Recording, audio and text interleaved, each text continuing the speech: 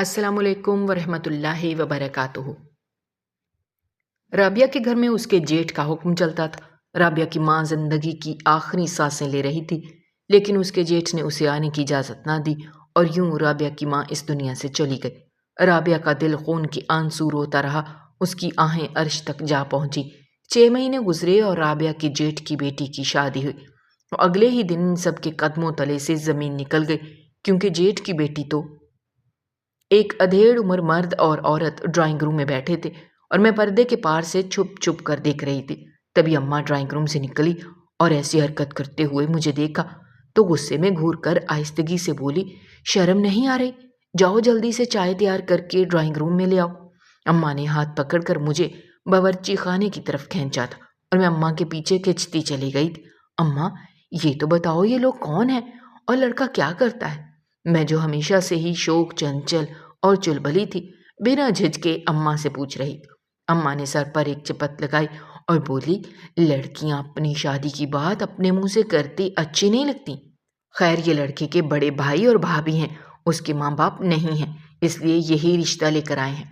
لڑکا بھی اچھا ہے، اپنے بھائی کے ساتھ اسی کی دکان پر کام کرتا ہے، دونوں بھائیوں کی کپڑے کی دکان ہے۔ اماں نے مجھے تھوڑی بہت تفصیلات سنا دی تھی، پھر میرے ساتھ مل کر ٹرے سیٹ کروائی تھی اور یہ کہہ کر ڈرائنگ روم میں چلی گئی تھی کہ 2 منٹ بعد دوپٹہ صحیح سے سر پر اوڑھ کر ڈرائنگ روم میں آ جانا۔ اماں کے جانے کے 2 منٹ بعد میں سلیقے سے چائے کی ٹرے اٹھائے ڈرائنگ روم میں پہنچ گئی۔ وہ عورت جو اماں کے سامنے والے صوفے پر بیٹھی تھی، اس نے مسکرا کر میرے سلام کا جواب دیا اور مجھے اپنے برابر بٹھا دیا۔ پھر مجھ سے کافی دیر تک بات چیت کرتی رہی، گھرداری کے متعلق سوال جواب کرتی رہی۔ پھر وہ لوگ اماں سے اجازت لے کر چلے گئے اور اماں دل ہی دل میں دعا مانگنے لگی کہ اس رشتے کے لیے ہاں ہو جائے۔ جب سے وہ لوگ گئے تھے، اماں جائے نماز پر بیٹھی تھی اور میں بس حیرت سے اماں کو دیکھ رہی تھی کہ اماں، اس رشتے میں ایسا بھی کیا خاص ہے جو تم مسلے پر ہی بیٹھ گئی ہو؟ اماں نے میری بات سنی تو آنکھوں میں آنسو لیے کہنے لگی، تیرے سر پر باپ کا سایہ نہیں ہے، نہ ہی کوئی بھائی ہے۔ سارا وقت اب مجھے ہی یہ فکر ستاتی رہتی ہے کہ اگر مجھے کچھ ہو گیا تو تیرا کیا ہوگا۔ اس لیے میں بس تجھے عزت کے ساتھ رخصت کرنا چاہتی ہوں اور مجھے یہ لوگ بہت بھلے لگے ہیں۔ اماں کی بات سن کر تو میری آنکھوں میں بھی آنسو آ گئے تھے۔ میں جلدی سے اماں کے پاس گئی اور اماں کی گردن میں بازو ڈال دیے۔ میری پیاری اماں، تم ہمیشہ میرے ساتھ رہو گی، تمہیں کچھ نہیں ہوگا، ابھی تو تم جوان ہو، کیوں اتنی فکر کرتی ہو؟ میں نے پیار سے اماں کو پچکارا تو اماں نے مسکراتے ہوئے میرے ماتھے کو چوم لیا اور کہنے لگی، بیٹی، موت اور زندگی کا کیا بھروسہ، بس تم اپنے گھر میں خوش رہو، یہی میری دعا ہے۔ پھر اماں نے جائے نماز لپیٹی اور میرے ساتھ ہی بیٹھ کر باتیں کرنے لگی۔ کچھ ہی دیر گزری تھی کہ ان لوگوں کا فون آیا اور انہوں نے بتایا کہ انہیں میں اپنے بھائی عمر کے لیے پسند آ گئی ہوں اور وہ جلد ہی شادی بھی کرنا چاہتے ہیں۔ یہ سن کر اماں کو ایسا لگا جیسے ان کی ساری دعائیں قبول ہو گئی ہوں۔ اماں نے تو فوراً ہی 2 نفل شکرانے کے بھی ادا کر دیے تھے۔ 2 دن بعد وہ لوگ پھول اور مٹھائی لے کر ہمارے گھر آ گئے اور ساتھ ہی لڑکا بھی آیا تھا۔ ہمارے یہاں شادی سے پہلے لڑکا لڑکی آمنے سامنے نہیں آتے تھے، اس لیے میں سارا وقت کھڑکی سے ہی جھانک کر عمر کو دیکھتی رہی تھی۔ واقعی ہی بے انتہا ہینڈسم اور خوبصورت تھا۔ اماں کی پسند پر میرا دل باغ باغ ہو گیا تھا۔ 2 مہینے بعد کی شادی کی تاریخ طے کی گئی اور یہ 2 مہینے کہاں گزرے تھے پتہ ہی نہیں چلا تھا۔ اماں کی جتنے بساط تھی، اماں نے اسی حساب سے شادی کی تیاریاں کر دی تھی اور پھر 2 مہینے بعد میں دھوم دھام سے رخصت ہو کر اپنے سسرال روانہ ہو گئی تھی۔ لیکن اپنے گھر کی دہلیز پار کرتے ہوئے یہ احساس مجھے شدت سے ستا رہا تھا کہ اب میری ماں اکیلی رہ گئی ہے۔ میرا سسرال زیادہ دور نہیں تھا، اس لیے میں نے سوچا تھا کہ میں اپنے میکے کا چکر لگاتی رہوں گی اور اپنی ماں کو تنہائی کا احساس نہیں ہونے دوں گی۔ لیکن ایک لڑکی کی سوچ سے شاید کسی کو کوئی فرق نہیں پڑتا، کیونکہ ہوتا وہی ہے جو سماج میں ہمیشہ سے رائج ہے۔ میں دلہن بنی اپنے شوہر کے کمرے میں اس کی سیٹ پر بیٹھی تھی۔ کچھ دیر بعد میرا دلہا کمرے میں آیا تو میں نے شرما کر نظریں چرا لی۔ عمر میرے پاس آ کر بیٹھا اور اس نے سب سے پہلے جو بات کہی وہ سن کر میں حیران رہ گئی۔ وہ کہنے لگا، میرے ماں باپ نہیں ہیں، میرے بڑے بھائی اور بھابھی ہی میرے لیے سب کچھ ہیں اور ان کا حکم میں سر آنکھوں پہ رکھتا ہوں۔ تمہیں بھی ایسا ہی کرنا ہوگا۔ اگر تم نے ان کی کسی بات پر اعتراض کیا یا ان کا حکم نہ مانا تو اس گھر میں اور میری زندگی میں تمہاری کوئی جگہ نہیں ہوگی۔ شوہر کے منہ سے اتنے سخت جملے سن کر میرا دل دہل سا گیا تھا۔ بے اختیار دل میں یہ خیال آیا تھا کہ اگر کبھی میرے جیٹھ جٹھانی نے میرے ساتھ برا سلوک کیا تو کیا میرا شوہر میری طرفداری نہیں کرے گا؟ کیا مجھے بچانے والا کوئی نہیں ہوگا؟ میں انہی سوچوں میں گم تھی جب کسی فرض کی طرح میرے شوہر نے مجھے شادی کا تحفہ دیا، 2-4 رسمی سے جملے ادا کیے اور پھر مجھ سے اپنے حقوق وصول کر لیے تھے، جبکہ میرے سارے ارمان کہیں کونے میں چلے گئے۔ دل میں خوف سا آ گیا تھا کہ مجھے اپنے جیٹھ اور جٹھانی کو ہمیشہ خوش رکھنا ہوگا، ورنہ میری ازدواجی زندگی کبھی خوشگوار نہیں ہو سکے گی۔ ساری رات بس اسی کشمکش میں گزر گئی تھی۔ اگلی صبح مجھے پتہ چل گیا تھا کہ اس گھر میں صرف اور صرف میرے جیٹھ کا حکم چلتا تھا۔ کون کب سوئے گا، کب جاگے گا، کہاں آئے گا جائے گا، کہاں کیا پکے گا، یہ سب چیزیں میرے جیٹھ ہی ڈیسائیڈ کیا کرتے تھے۔ میرے جیٹھ نے کہہ دیا تھا کہ عمر کو ولیمے کے اگلے دن ہی دکان پر کام کے لیے جانا ہے، کیونکہ دکان پر لڑکوں کی کمی ہے، اور عمر نے فوراً جی کہا تھا۔ رسم کے مطابق میری ماں ناشتہ لے کر آئی تھی اور مجھے اپنے ساتھ لے جانا چاہتی تھی، لیکن میرے جیٹھ نے صاف انکار کر دیا کہ ہمارے یہاں لڑکیاں میکے کے زیادہ چکر نہیں لگاتی، اور میری ماں خاموشی سے مجھے ناشتہ کروا کے واپس لوٹ گئی تھی۔ ولیمے کی تقریب بھی بہت اچھے طریقے سے کی گئی تھی، لیکن نہ جانے کیوں میرا دل اب بھی خوف اور وسوسوں کا شکار تھا۔ اور پھر ولیمے کے 2 دن بعد مجھے پتا چلا کہ میری ماں کی طبیعت بہت زیادہ خراب ہو گئی ہے۔ یہ بات میں نے اپنی جٹھانی کو بتائی تو انہوں نے عجیب سی نظروں سے مجھے دیکھا اور کہنے لگی، ابھی شادی میں تو تمہاری ماں ہٹی کٹی تھی، اب تمہیں گھر بلانے کے اچھے چونچلے سوچ لیے ہیں۔ سب جانتی ہوں میں آج کل کی عورتوں کے ڈرامے۔ تمہیں رسم کے لیے واپس جانے نہ دیا، اس لیے تمہاری ماں نے بیماری کا ڈھونگ کیا ہوگا۔ تمہارے بڑے بھائی کی دکان سے واپس لوٹے تو ان سے اجازت لے لینا، اگر وہ جانے کا کہہ دیں تو چلی جانا، میں تو تمہیں نہیں بھیج سکتی۔ جٹھانی کی بات سن کر میری جان نکلی تھی۔ میں نے روتے ہوئے کہا، اماں سچ میں بیمار ہے اور گھر میں اکیلی ہے، میرے سوا اماں کا کوئی نہیں ہے۔ میں جاؤں گی تو انہیں اسپتال لے جاؤں گی، دوا دلاؤں گی، بھائی تو نہ جانے کب لوٹیں گے۔ جٹھانی نے غصے بھری نظروں سے مجھے دیکھا اور کہنے لگی، تمہیں جانا ہے تو چلی جاؤ، لیکن یاد رکھنا پھر عمر کو تم خود ہی جواب دے ہوگی۔ ان کی بات سن کر میرے قدموں تلے سے زمین نکلی تھی۔ مجھے عمر کی بات یاد آ گئی تھی کہ اگر میں نے ان کے بھائی یا بھابھی کی کوئی بات نہ مانی تو وہ مجھ سے ہر تعلق ختم کر دیں گے۔ اسی لیے میں خاموشی سے دل میں اپنی ماں کی صحت کے لیے دعائیں مانگتے ہوئے جیٹھ کا انتظار کرنے لگی۔ شام کو 4 بجے کے قریب میرے جیٹھ دوپہر کا کھانا کھانے گھر لوٹے تو میں بے چینی سے فوراً دوڑ کر ان کے پاس گئی اور انہیں ساری بات بتا دی۔ انہوں نے بھی عجیب نظروں سے مجھے دیکھا اور کہنے لگی، میں ابھی تھکا ہارا گھر آیا ہوں، نہ پانی کا پوچھا نہ کھانے کا، بس میکے جانے کی پڑ گئی ہے۔ اگر تمہاری ماں کے ساتھ اتنے ہی مسئلے تھے تو تمہیں رخصت کیوں کیا، ہمیشہ کے لیے اپنے پاس رکھ لیتی۔ وہ منہ ہی منہ میں نہ جانے مجھے اور میری ماں کو کیا کچھ کہہ رہے تھے اور میرے دل پر چھریاں چل رہی تھیں۔ میں ہاتھ باندھے کسی کنیز کی طرح ان کی اجازت کی منتظر کھڑی تھی اور 5 منٹ ایسے ہی گزر گئے تھے۔ پھر وہ کہنے لگے، ٹھیک ہے چلی جاؤ، لیکن مغرب سے پہلے لوٹ آنا، اور یاد رکھو کہ یہ روز روز کا ناٹک نہیں چلے گا۔ ایک ہی بار اپنی ماں کو دوا دلا کر سمجھا دو کہ اب تم اپنے گھر کی ہو گئی ہو، اپنے مسئلے وہ خود سلجھائیں۔ جیٹھ کی سنگ دلی کا مجھے اچھے طریقے سے احساس ہو چکا، اس لیے بنا کچھ کہے میں نے چادر اوڑھی اور رکشہ لے کر اپنی ماں کے گھر پہنچ گئی۔ اگلے ہی محلے میں گھر تھا، 5 منٹ میں اپنی ماں کے پاس تھی۔ میری ماں کی حالت بہت خراب تھی، سانس لینا مشکل ہو رہا تھا۔ میں نے رکشے میں ماں کو ڈالا اور اسپتال پہنچی۔ ڈاکٹر نے جو خبر سنائی وہ سن کر میرے قدموں تلے سے زمین نکل گئی۔ ڈاکٹر کہہ رہی تھی، آپ کی ماں کو آخری سٹیج کا کینسر ہے اور ان کا بچنا ممکن نہیں ہے۔ یہ سن کر میں پھوٹ پھوٹ کر رونے لگی تھی، جبکہ میری ماں خاموشی سے مجھے دیکھ رہی تھی، جیسے اسے یہ بات پہلے سے معلوم ہو۔ اور جب مجھے اس بات کا احساس ہوا تو میں نے اماں کی طرف دیکھا۔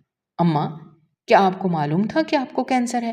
میری ماں نے نظریں چرائیں اور کہنے لگی، بس اسی لیے چاہتی تھی کہ تو اپنے گھر کی ہو جائے۔ اب کم سے کم مجھے یہ سکون ہے کہ میرے بعد تو بے سہارا نہیں ہوگی۔ اماں کی بات سن کر میری روح کانپ اٹھی تھی۔ میں نے اماں کو سینے سے لگایا اور کہا، آپ نے میری شادی کیوں کی؟ اس وقت تو آپ کو میری ضرورت تھی، کاش کہ مجھے پتا ہوتا تو میں کبھی شادی ہی نہ کرتی۔ اماں نے میری بات سن کر غصہ کیا اور بولی، پگلی، اپنا گھر بسا، میری فکر نہ کر۔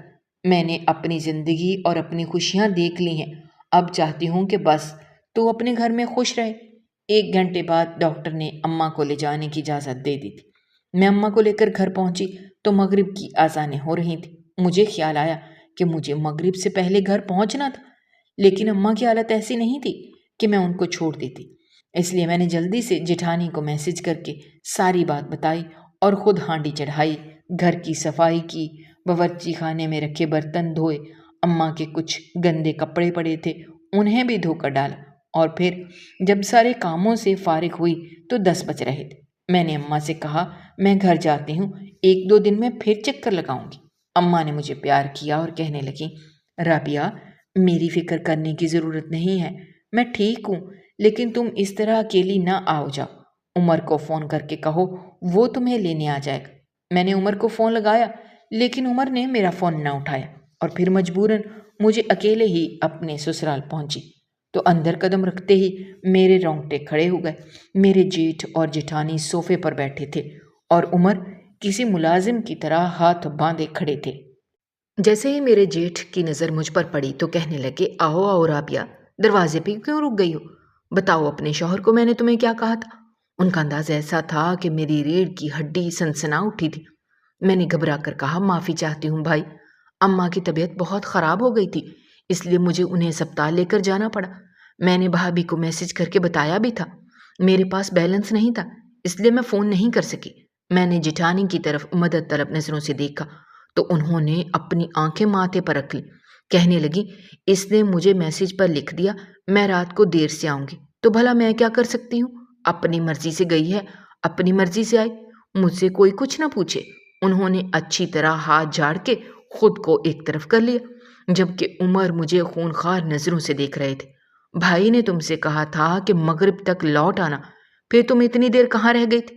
ان کا انداز شعلے برسا رہا تھا۔ میری تو آواز گلے میں ہی دم توڑ گئی۔ عمر، اماں کو کینسر ہے، میں اتنا کہہ کر پھوٹ پھوٹ کر رونے لگی۔ مجھے لگا کہ میرے اس جملے کے بعد شاید میرے شوہر کا دل نرم پڑ جائے گا، شاید میرے جیٹھ اور جیٹھانی کو مجھ پر رحم آئے گا، لیکن ایسا کچھ نہیں ہوا۔ عمر غصے میں میری طرف آئے اور ایک زوردار تماچا میرے منہ پر مار کر کہنے لگے، اپنے گھر کے مسئلے وہیں دفن کرو اور مجھے بتاؤ کہ بھائی نے جب تمہیں حکم دیا تھا کہ مغرب تک لوٹ کر آؤ تو پھر تم کیوں نہیں آئے؟ میں نے تم سے کہا تھا نا کہ میرے بھائی اور بھابھی کی کسی بات کو غیر اہم مت سمجھنا۔ میں منہ پر ہاتھ رکھے بے یقینی سے اپنے شوہر کو دیکھ رہی تھی، جس کی آنکھوں میں خون اترا ہوا تھا۔ میں نے ہکلاتے ہوئے کہا، اماں بہت بیمار پڑی تھیں، میں انہیں ہسپتال لے گئی تھی، ڈاکٹر نے کہا انہیں کینسر ہے، میں انہیں ایسے کیسے چھوڑ کر آتی؟ میں ان کے گھر کے کام کاج کر کے پھر آئی ہوں، میری اماں کا میرے سوا کوئی نہیں ہے عمر۔ میں نے اپنے شوہر کو اپنی سچائی بتانے کی کوشش کی تھی، لیکن ان کا دل تو جیسے پتھر کا بنا تھا۔ ٹھیک ہے تو پھر ایسا کرو، اپنا سامان باندھو اور ہمیشہ کے لیے اپنی ماں کے پاس چلی جاؤ، مجھے تمہاری کوئی ضرورت نہیں ہے۔ عمر یہ کہتے ہوئے غصے میں دروازہ پٹک کر کمرے میں چلے گئے اور میں بھائی بھابھی کو دیکھتی رہ گئی۔ بھابھی نے تو منہ پھیر لیا تھا، جبکہ بھائی بہت تیز نظروں سے مجھے گھور رہے تھے۔ میں فوراً ہی بھائی کے پیروں میں بیٹھ گئی، مجھے معاف کر دیں بھائی، مجھ سے غلطی ہو گئی، میں آئندہ ایسی غلطی نہیں کروں گی۔ آپ عمر کو سمجھائیں، اماں کی طبیعت ٹھیک نہیں ہے، اگر میں واپس گھر لوٹی تو وہ برداشت نہیں کر پائیں گی۔ مجھے رہ رہ کر اپنی بیمار ماں کا خیال آ رہا تھا، اگر میری ماں کو پتہ چلتا کہ میرے سسرال والے اتنے ظالم ہیں تو وہ برداشت نہ کر پاتی۔ کتنی ہی دیر میں جیٹھ کے پیروں میں بیٹھ کر روتی رہی، تب جا کر انہیں مجھ پر رحم آیا اور وہ کہنے لگے، آئندہ اگر میرا حکم نہ مانا تو پھر اس گھر میں تمہاری کوئی جگہ نہیں ہوگی۔ میں نے جیٹھ سے معافی مانگی تھی اور پھر میرے جیٹھ کے کہنے پر عمر نے بھی اس بات پر دوبارہ مجھ سے بات نہ کی۔ البتہ ان کا رویہ میرے ساتھ بہت برا ہو گیا تھا، جیسے میں نے کوئی بہت بڑا گناہ کر دیا ہو۔ بستر پر بھی لیٹتے وقت انہوں نے ایسے منہ پھیرا تھا جیسے مجھے جانتے تک نہ ہوں۔ عمر کے رویے نے مجھے بہت تکلیف پہنچائی تھی، انہیں اس بات کا احساس تک نہیں تھا کہ میرے دل پر کیا گزر رہی ہے۔ اگر انہیں کچھ علم ہوتا تو صرف اتنا کہ میں ان کے بھائی کا حکم نہیں مانا تھا۔ اگلے دن میں نے فون کر کے اپنی ماں کی طبیعت تو پوچھی تھی، لیکن وہاں چکر نہ لگا سکی۔ جبکہ ایک ہی محلے کی تو بات تھی۔ اماں نے مجھے تسلی دے دی تھی کہ میری طبیعت ٹھیک ہے رابعہ، تم فکر نہ کرو، اپنا سسرال دیکھو۔ اور اماں کی آواز سن کر مجھے کچھ تسلی ہو گئی۔ میری جیٹھانی نے مجھے کاموں کا ایک طویل ڈھیر پکڑا دیا تھا، جبکہ ان کی بیٹی تقریباً میری ہی ہم عمر تھی، لیکن وہ اسے ایک کام بھی نہ کہتی تھی۔ اس کا نام انابیہ تھا۔ وہ بہت ہی اچھی اور خوش اخلاق لڑکی تھی، اکثر میری مدد کرنے کے لیے آگے آتی، لیکن اپنی ماں کی وجہ سے ڈر جاتی، کیونکہ جب بھی وہ میرے پاس آتی میری جیٹھانی اسے بہت زیادہ ڈانٹتی تھی۔ وہ بیچاری اپنی ماں کی ڈانٹ کھا کر رونے لگتی۔ اس لیے میں نے خود ہی اس سے کہہ دیا کہ انابیہ، تم میری مدد نہ کیا کرو۔ دن گزرتے جا رہے تھے اور میں دوبارہ اپنی ماں کے گھر کا چکر نہیں لگا سکی تھی۔ البتہ فون پر بات کرتے ہوئے مجھے ایسا محسوس ہوتا تھا جیسے اماں کی طبیعت پہلے سے بہت زیادہ خراب ہو گئی ہو، اور ان کی آواز بمشکل نکلتی تھی۔ وہ مجھے بہت یاد بھی کرتی تھی۔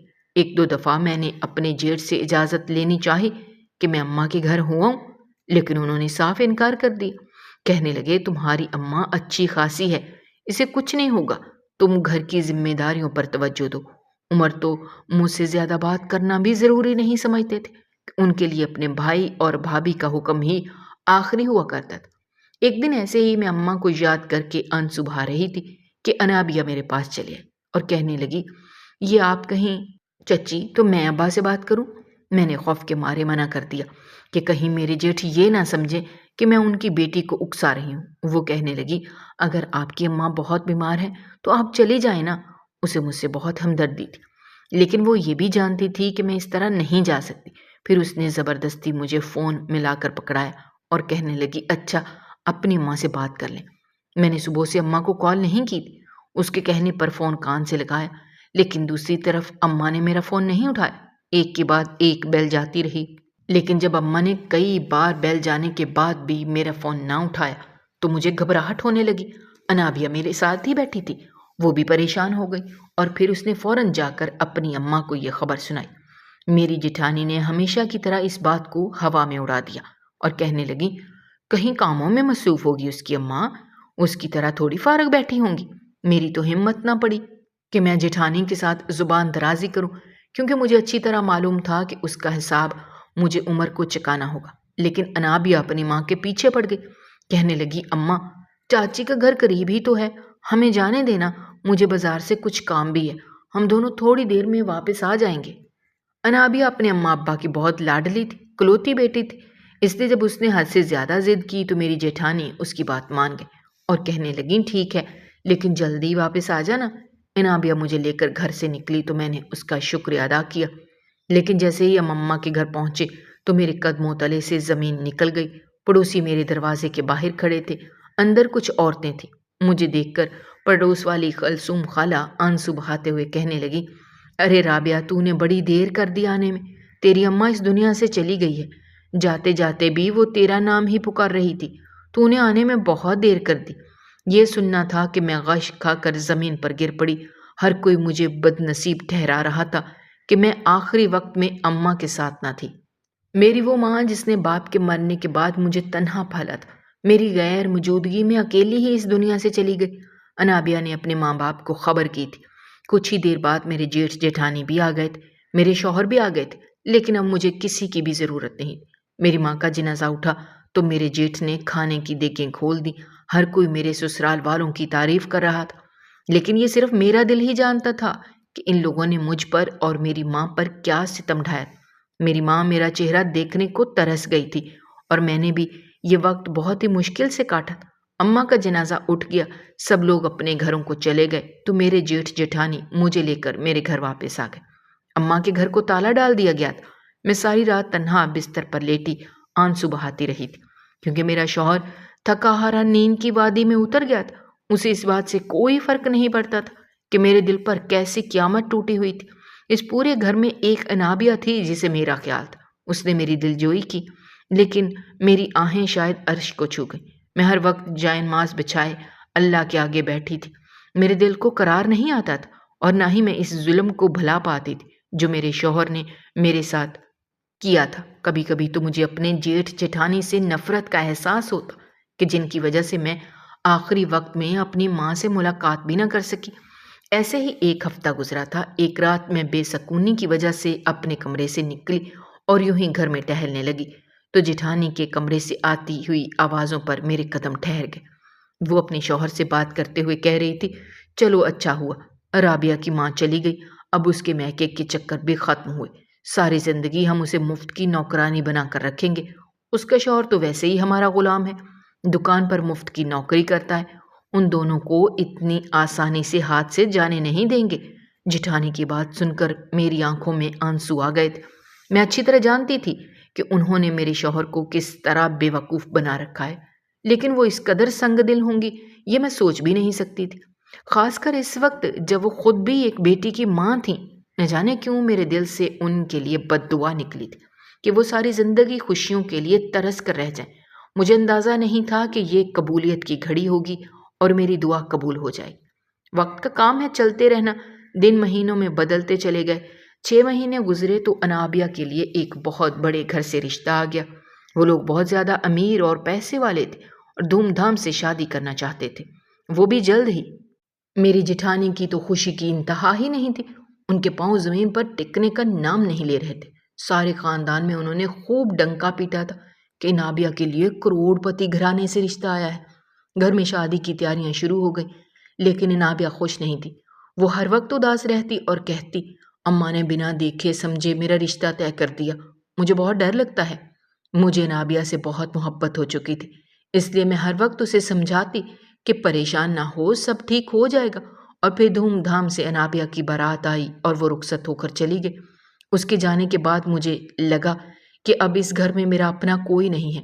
एक वही थी जिससे मैं हर दिल की बात कह दिया करती थी।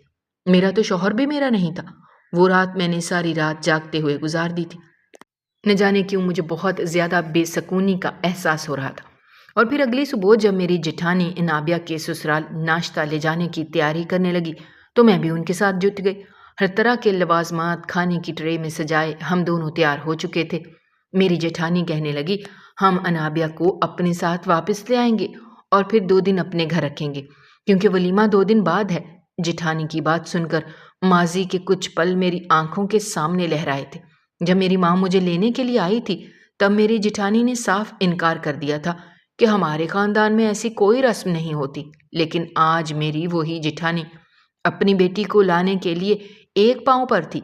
थोड़ी ही देर बाद उमर मुझे और भाभी को लेकर अनाबिया के ससुराल पहुंचे, लेकिन चौकीदार ने हमें दरवाजे पर ही रोक दिया। कहने लगा, आपको अंदर जाने की इजाजत नहीं है।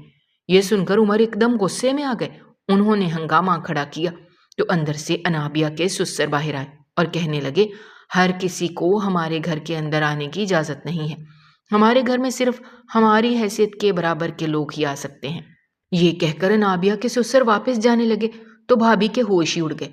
वो चीखती हुई कहने लगी, लेकिन मेरी बेटी अंदर मौजूद है, मैं उससे मिलना चाहती हूँ। ससुर पलटे और इंतहाई गजबनाक अंदाज में बोले, वो तुम्हारी बेटी थी, अब वो हमारी बहू है और हमारी इजाजत के बगैर न वो किसी से मिल सकती है और न ही कहीं आ जा सकती है।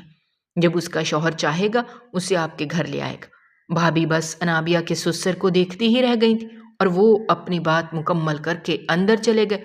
उमर हमारी तरफ देखकर कहने लगे, भाभी यहाँ चीखने चिल्लाने का कोई फायदा नहीं है, ये बहुत बड़े लोग हैं, इन पर हमारी किसी बात का कोई असर नहीं होगा, फिलहाल घर चलिए। उमर बड़ी मुश्किल से भाभी को घर लाए थे, लेकिन घर आते ही उन्होंने हंगामा खड़ा कर दिया। अपनी इकलौती बेटी को देखने के लिए वो तरस रही थी।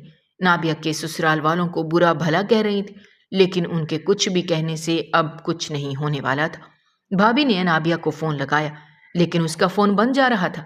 फिर भाई ने उसके शौहर को फ़ोन लगाया तो उसने 2 मिनट के लिए अनाबिया से भाभी की बात करवाई और ये कहकर फ़ोन बंद कर दिया कि बार बार फ़ोन करने की ज़रूरत नहीं है। भाभी के दिल पर तो जैसे बिजलियां गिर गई थी। उन्होंने रो रो कर अपनी तबीयत खराब कर ली थी, यहाँ तक कि उन्हें अस्पताल ले जाना पड़ा। रात गए भाभी जब अस्पताल से वापस आई तो वो बिल्कुल निढाल थी। अनाबिया के ससुराल वालों को बुरा भला कहती वो अपनी बेटी की याद में बस आंसू ही बहा रही थी। कुछ देर बाद उन्हें संभालने के बाद फिर मैं अपने कमरे में आ गई, क्योंकि सारे चक्कर में रात के 2 बज गए थे। थकन से मेरा बुरा हाल हो रहा था। मैं आकर कमरे में बैठी तो कुछ देर बाद उमर भी चले आए और आते ही मेरे कदमों में बैठ गए। روتے ہوئے مجھ سے معافی مانگنے لگے۔ میں نے حیرت سے عمر کو دیکھا۔ مجھے احساس ہوا، مگر مجھے سمجھ نہیں آ رہا تھا کہ انہیں اچانک ہوا کیا ہے۔ مگر وہ روتے ہوئے بولے کہ آج مجھے احساس ہوا ہے کہ میں نے تمہارے ساتھ کتنی بڑی زیادتی کی ہے۔ بھابھی نے تمہیں بھی اسی طرح تمہارے گھر جانے سے روکا تھا، لیکن میں نے کبھی تمہارا ساتھ نہیں دیا۔ آج ان کی اپنی اولاد پر بات آئی تو میں نے دیکھ لیا کہ کیسے وہ تڑپ رہی ہیں، جبکہ تمہاری ماں تو بیماری سے لڑتے لڑتے اکیلے ہی اس دنیا سے چلی گئی۔ آج مجھے اس بات کا احساس ہو گیا ہے کہ ہم نے کتنا بڑا گناہ کیا ہے۔ عمر بری طرح سے سکیوں سے رو رہے تھے، اور اس پل مجھے احساس ہوا تھا کہ شاید میری بد دعائیں قبول ہو گئی ہیں۔ انابیہ کے لیے مجھے بہت برا محسوس ہو رہا تھا، کیونکہ وہ بہت اچھی لڑکی تھی۔ میں نے نہ صرف اپنے شوہر کو معاف کیا بلکہ اللہ تعالیٰ سے دعا کی تھی کہ نابیہ کے حق میں سب کچھ بہتر ہو جائے۔ مجھے اس سے کوئی بغض یا بیر نہیں تھا۔ نابیہ کے سسرال والے تو نام بدلے تھے، البتہ میرے شوہر کا دل بدل گیا تھا۔ اس دن کے بعد سے مجھ پر جیٹھ اور جٹھانی کا تسلط ختم ہو گیا۔ ویسے بھی وہ دونوں اپنے ہی غم سے لڑ رہے تھے۔ میرے جیٹھ کی حالت بھی کچھ ٹھیک نہیں تھی۔ دکان عمر نے سنبھال لی تھی اور گھر کا سارا نظام میں نے۔ اللہ تعالیٰ نے مجھے بیٹے سے نوازا تھا اور میری زندگی میں خوشیاں بھر گئیں تھیں، جبکہ بھائی اور بھابھی اپنے کمرے کے ہو کر رہ گئے تھے، کیونکہ نابیہ ان کی اکلوتی اولاد تھی اور اس کے چلے جانے کے بعد ان دونوں کے پاس کچھ بھی باقی نہیں بچا تھا۔ کچھ عرصے بعد ان دونوں کو بھی اپنی زیادتیوں کا احساس ہوا تھا اور ان دونوں نے بھی مجھ سے معافی مانگ لی تھی۔ میں نے اپنا دل بڑا کرتے ہوئے ان دونوں کو بھی معاف کر دیا تھا۔ طاقت اور تکبر کے نشے میں چور انسان کبھی اس بات کا احساس نہیں کرتا کہ اگر اس سے زیادہ طاقتور ذات درمیان میں آئے تو کیا ہوگا۔ انسان کو ظلم کرنے سے پہلے ہمیشہ یہ بات یاد رکھنی چاہیے کہ وہ بھی مٹی کا بنا ہوا انسان ہے اور اسے بھی اپنے ہر اعمال کا حساب دینا ہوگا۔